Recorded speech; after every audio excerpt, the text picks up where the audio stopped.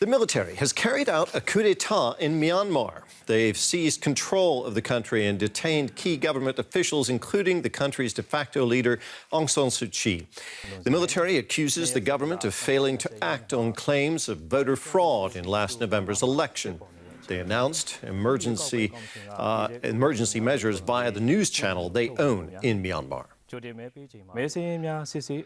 In order to perform scrutiny on the voter lists and take actions, the authority of the nation's lawmaking, governance and jurisdiction is handed over to the Commander-in-Chief, according to the 2008 Constitution, Article 418.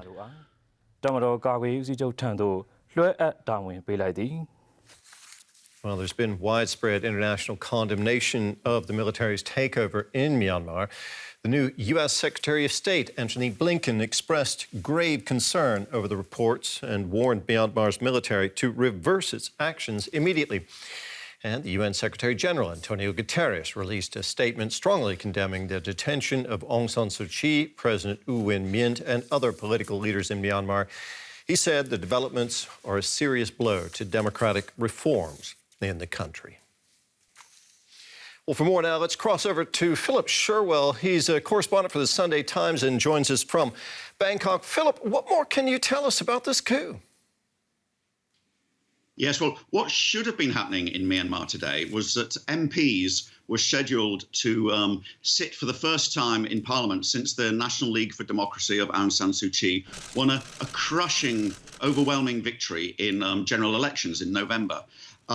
The pro-military parties were in those same elections were humiliatingly defeated. But since then, those parties and the generals have been insisting that there was electoral fraud and that Parliament shouldn't sit today. The NLD were sort of dismissing this, were pressing ahead. So we would have had Parliament opening this morning. Just a few hours before that, under the cover of darkness, in the early hours, the military moved in. They staged raids on the homes of several NLD leaders, including Suu Kyi, and she has been placed under house arrest, we understand. Now, she's no stranger to this state of affairs. She was a political prisoner under house arrest for 15 years during previous military dictatorships, but the NLD had just won 2 successive elections, and she was obviously expecting to be leading the country again. We're not clear that she's got any contact with outsiders, but her Facebook page has put out a message urging her supporters not to accept the coup and to take to the streets to protest. So this is being seen as a real blow to democracy in Myanmar by other countries, at least. The military are pointing to election fraud, though, as a basis for their actions. Have they presented any evidence to support their claim? They've presented a lot of numbers and a lot of documents sort of indicating that there were maybe irregularities on voting lists. To be honest, people I've spoken to in Myanmar think that there probably were some lists that didn't sort of exactly correlate. But the point that is being made is that the NLD won this election by such an overwhelming number that really these irregularities would be minor. The country's election commission has looked into these complaints and has rejected them. The military took their parties took their protests to the Supreme Court on Friday and have brought a writ against Suu Kyi in the courts as well. Now they've overthrown her. Phil, just briefly, how is all this affecting ordinary people in Myanmar? Yeah, well, the internet and phone lines are very badly disrupted, seem to be being blocked. The army are on the streets of the main city, Yangon. Banks have closed. There was long lines at ATMs this morning, prompting fears of a run on the banks. Long lines at petrol stations, at rice vendors.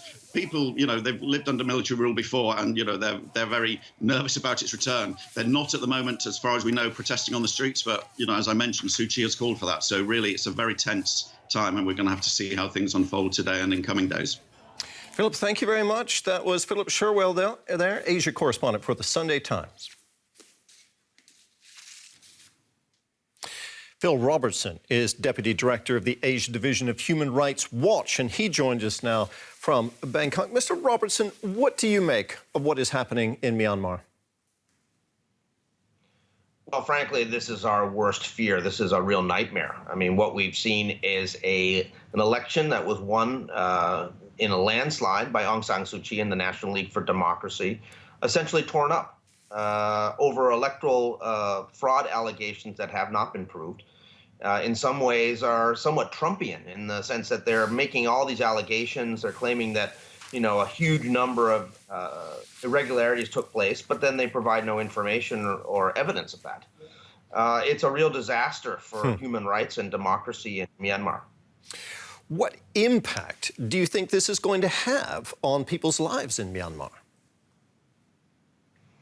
Well, people were very strongly opposed to the return to military rule all along. I mean, one of the reasons that Aung San Suu Kyi and the NLD have done so well in these elections is they're seen as a democratic bulwark to return to the bad old days of military dictatorship, which Myanmar suffered from for over 50 years. So I think that there's going to be a lot of opposition from the Burmese people. People are not prepared to go back to military rule. And I think that there's going to be a strong reaction from the international community to really put Myanmar back into pariah status, including facing economic sanctions. I wanted to ask you about that international pressure. We've been hearing from the UN Secretary General, from the new Secretary of State of the United States, both putting pressure on Myanmar's generals to reverse this coup. Do you think that's going to make any difference on the ground in the country? I think it will ultimately make difference over a period of time. I mean, these things are not going to work overnight. But part of the reason that the Myanmar military let go of control back in 2010 was because of the very, very heavy impact of economic sanctions against Myanmar, that it was essentially an economy that could no longer really function. And I think that if it's faced with that kind of disaster going forward in terms of the economics of the country and the relation with the world, that ultimately the Myanmar military will have to listen.